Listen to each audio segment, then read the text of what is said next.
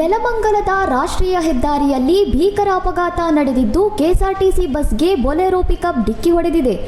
ನಿಯಂತ್ರಣ ತಪ್ಪಿದ ಪಿಕಪ್ ವಾಹನವು ನೇರವಾಗಿ ಬಸ್ಗೆ ಗುದ್ದಿದ ರಭಸಕ್ಕೆ ವಾಹನದ ಮುಂಭಾಗ ಸಂಪೂರ್ಣ ನಜ್ಜುಗುಜ್ಜಾಗಿದೆ.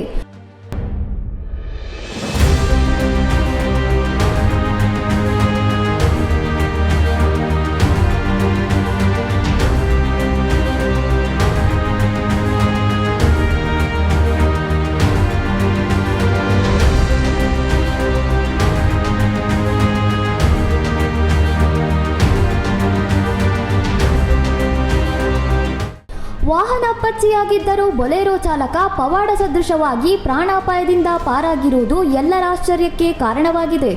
ಬಸ್ನಲ್ಲಿದ್ದ ಪ್ರಯಾಣಿಕರು ಪ್ರಾಣಾಪಾಯದಿಂದ ಪಾರಾಗಿದ್ದಾರೆ. ಹೆದ್ದಾರಿಯಲ್ಲಿ ಅತಿ ವೇಗನೆ ಚಾಲನೆ ಮಾಡುತ್ತಿದ್ದದ್ದೇ ಈ ಅನಾಹುತಕ್ಕೆ ಮುಖ್ಯ ಕಾರಣ ಎಂದು ಹೇಳಲಾಗುತ್ತಿದೆ.